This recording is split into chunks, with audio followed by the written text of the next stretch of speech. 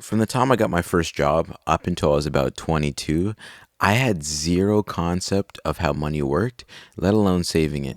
After a while, I've kind of learned and gotten a grasp on how it actually works, and I kind of want to share with you guys the methodologies I use and what I've learned so far up until now. So, without further ado, let's start with the foundation. The first thing you want to do to really save is to implement a consistent financial tracking method. Most people don't even know what they spent in a day, let alone a week.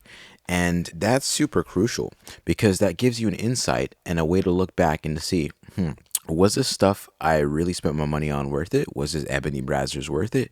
Chances are not really. Once you can see all the purchases you've made, you can start to make better decisions and gear your spending habits towards stuff that's a lot more fulfilling rather than reckless impulsive purchases. Another thing I implement is like the 3 day rule, where if I still care about something more than 3 days from when I initially have the impulse to buy it, I will consider buying it.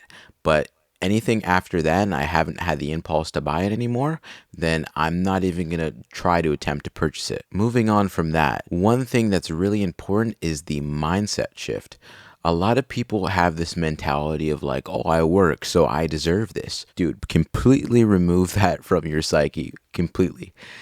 This doesn't help you whatsoever.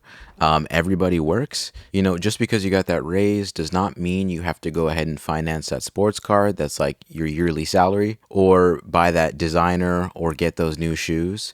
It's much better if you just live frugally and spend your money on the things that matter rather than constantly treat yourself every week. Because at that point, it's not necessarily treating yourself if it happens all the time. And you have to think of money differently. Since money is no longer backed by like physical materials such as gold, money literally is the direct representation of the stored time and energy of other people. So, can you imagine spending other people's time and energy on some bullshit? When you change your mindset like that, you start to be like, oh, okay, the stuff I'm spending my money on is completely worthless and I'm just wasting it. And the last thing before we move on to the next topic I want to talk about is how debt is slavery. Since they can no longer really enslave people the way they did, back even 200 years ago, they had to come up with new forms of it. And one of those forms is debt. I just talked about how money is the stored time and energy of other people. And what debt is essentially a way to extract more time and energy from you than what you initially took to begin with. And that was a crazy realization. I was like, am I really volunteering myself up as a slave to buy an iPhone? And some people are even worse. They'll volunteer themselves up as slaves for like a burrito bowl because of like buy now, pay later. And moving on from that, you need to develop a different lifestyle philosophy.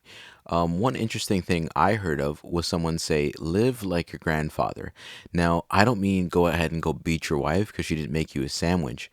I mean, human beings haven't really changed much throughout history, and we're pretty much the exact same people as our grandparents or even our ancient ancestors with the addition of new technology. So, if they were able to figure things out with the limited technology they have, then there's no need for all this access that we have today. You don't need delivery services. A lot of subscriptions are kind of useless, and you really don't need all these trinkets you can find on like these e-commerce websites. For the most part, most people, all they need is, good food, healthy, active lifestyle, and stimulating problems to solve, and they're pretty much good. You can pretty much be active for free. Like, you can run outside for free. I know people complain about the price of food a lot, but unless you're really living in the Arctic or the steppes, or like have some war going on in your country, for the most part, if you're just living in a suburb, you can find pretty nutritious food for pretty cheap, so long as you're not being stupid. And as for like stimulating problems to solve, most libraries are free and abundantly filled with books. So there's nothing really stopping you from consuming entertainment with a lot more substance than the stuff you kind of see on like streaming sites.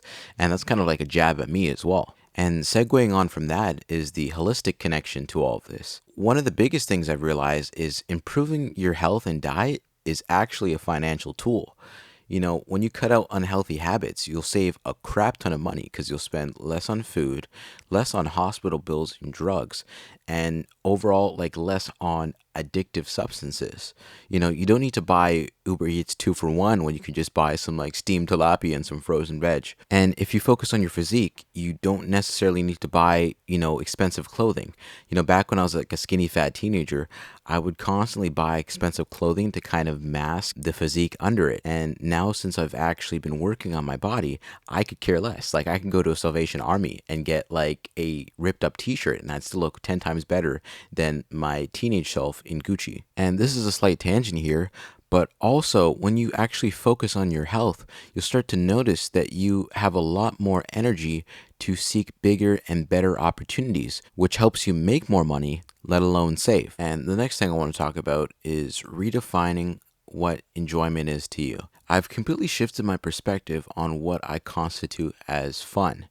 You know, Before, I used to spend my money on experiences that weren't really fulfilling.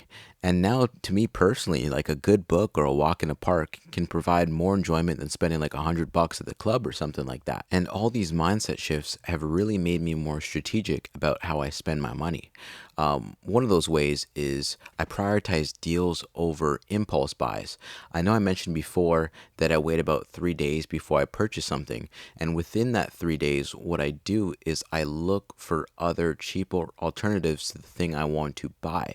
For example, let's say you want to buy like a software license, like a Windows or something like that. Usually, what I do is I look for like open source free software first.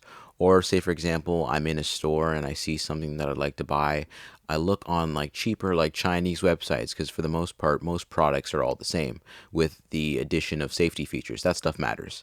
The only time I really reserve things for full price is when it's an emergency and I need it right now for an emergency purpose. And the only time I'm really lenient on how I spend is when I'm spending on education.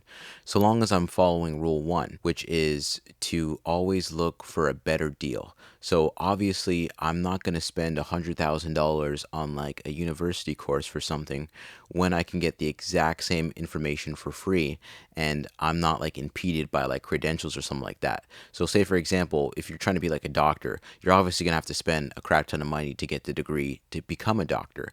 But if you're just trying to learn something that really requires no credentials, then the internet's free, so you can find information about whatever you want to. But even then, unless you're buying smut, then you're pretty much not going to waste your money on a good book. And one more thing before we move on to the next topic I want to talk about is buy things that are timeless and not trendy. With how fast trends are moving nowadays, you could literally buy something now and then the next week you'll be embarrassed to wear it. So I prefer to prioritize wearing or using things that I know for a fact are going to last decades rather than weeks or months. And I know what you're thinking, like, how do you tell if it's timeless? What I usually do is I stay true to me. I try not to be influenced by what other people are doing and focus on what I like and what I think I'm going to like years from now. And it also helps if something has real utility, because usually those are the things that stand the test of time. And last but not least, be resourceful. I see continuous examples of people just wasting their money when all something needed was like some glue or some nails. Like, I have boomer family members and they will literally throw something out when it just needed like a good nail in. There is so much DIY information available on the internet that it feels almost dumb to not take advantage of it and save a few dollars here and there. For example, if you have a car, why are you bringing it in for an oil change?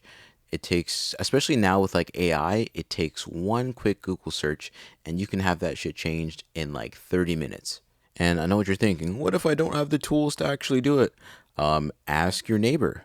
Most people don't even talk to their neighbors nowadays. So go ahead and ask them. That way, you can learn how to be resourceful and also build community along the way, which is one thing I think we're all lacking nowadays. And I think I'm going to cut it there. I hoped even one of these things was helpful for you.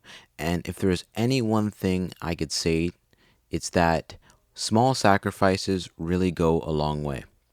All right. Peace.